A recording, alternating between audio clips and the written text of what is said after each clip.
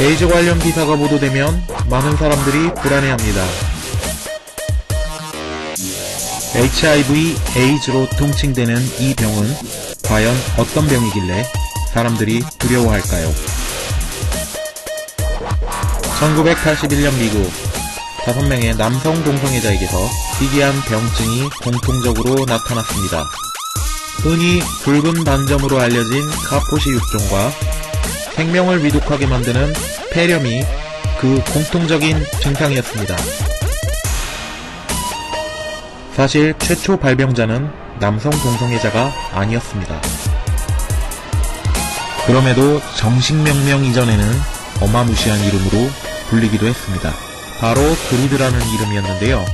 이후 수혈받은 혈우병 환자와 주사용 마약 사용자에게서 같은 질환이 발견되면서 1982년 9월 에이즈, 즉 후천성 면역 결핍 증후군이라는 현재의 병명이 명명되었습니다. 에이즈는 HIV가 체내에 감염되어 CD4 림프구가 주로 파괴되면서 각종 감염성 질환이나 악성종양 등 여러 합병증이 발생하게 만듭니다.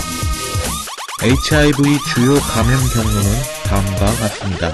첫 번째로 성관계를 꼽을 수 있습니다. 압도적으로 1위입니다. 이어서 마약용 주사기의 공동 사용과 감염된 산모의 출산, 혈액 제제 사용 혹은 수혈 등을 꼽을 수 있습니다. HIV에 감염되어 CD4 림프구 세포수가 감소하면 500마이크로리터 이하일 때 면역 기능 저하 상태로 보고 350마이크로리터 이하로 떨어졌을 때 치료제 투약이 권고됩니다. 200 이하로 떨어졌을 때 비로소 에이즈 환자로 판단합니다. 에이즈 환자가 되면 과거 미국에서는 지도부딘, 즉 AGT 단일 약제가 사용됐으나 1996년 이후 3가지 약제를 병용하는 칵테일 요법이 시행되면서 생존 기간도 연장되었습니다. 칵테일 요법 장기 적용으로 인해 내성이 생긴 환자들을 위한 신약 푸제온이 2004년에 출시되었지만 약값이 비싼 편이라 보편적 사용은 되지 않고 있습니다. 약값은 한 병당 약 25,000원으로 연간 비용으로 환산하면 1,800만원에 이르고 있습니다. 그럼에도 에이즈는 칵테일 요법 단계에서의 복용 방법만 잘 지켜도 30년 이상 수명이 연장 가능한 만성질환으로 변화 중에 있습니다. 그렇다면 에이즈 검사는 어디서 받을 수 있을까요? 간혹 헌혈을 통해 확인하려는 분들이 있습니다.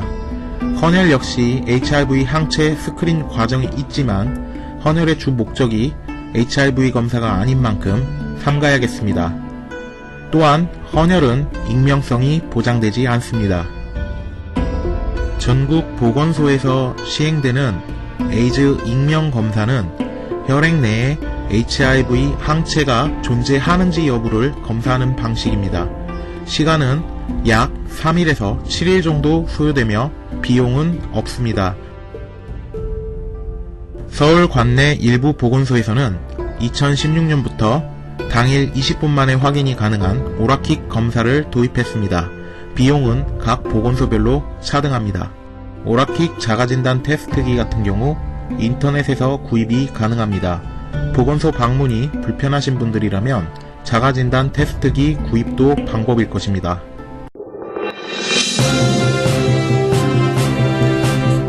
지금부터는 Q&A 형태로 에이즈에 대해 알아보도록 하겠습니다.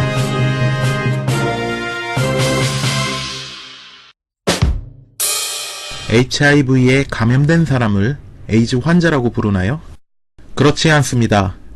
에이즈 환자란 HIV에 감염된 사람 중 면역 체계가 일정 수준 이하로 손상된 사람과 면역 체계 손상으로 인해 비감염인에게서는 잘 나타나지 않는 바이러스, 진균, 기생충 등에 의한 감염증, 암의 등의 면역 결핍 증상들이 나타나는 사람만을 나타냅니다.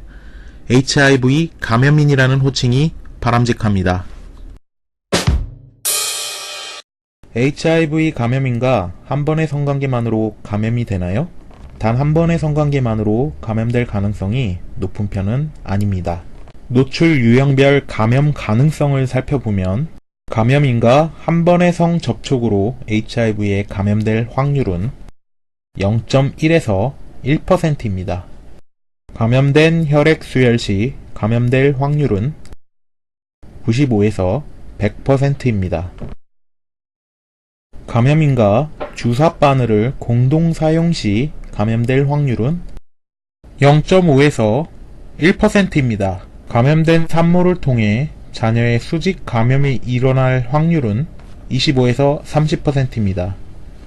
하지만 화학적 예방 조치가 이루어질 경우 개인차는 있지만 평균 감염률은 2에서 10%로 떨어지게 됩니다. 동성애자 때문에 에이즈가 퍼지고 있나요? 그렇지 않습니다. 최근 HIV 감염 인구 중에 남성 동성애자 비율이 높아지는 것은 사실이지만 그것은 노출된 조건 하에 감염 확률이 높기 때문이지 동성애를 했기 때문에 HIV가 발생하는 것은 아닙니다. 12월 1일 세계 에이즈의 날을 맞아 HIV 감염인들과 반동성애 단체의 집회가 국회에서 열렸는데요. 반동성애 단체의 구호는 대한민국 청소년들을 에이즈로부터 지켜냅시다였습니다. HIV 감염 경로에서 남성 간 성적 접촉의 비중이 높은 건 사실이지만 이것이 동성애 반대의 근거가 되기는 어렵습니다. 왜일까요? 이 통계는 질병관리본부에서 배부한 자료에 나와 있는 내용입니다. 감염 경로를 살펴보면 이성 간 성접촉은 남성은 34.5%, 여성은 63.6%가 응답했습니다.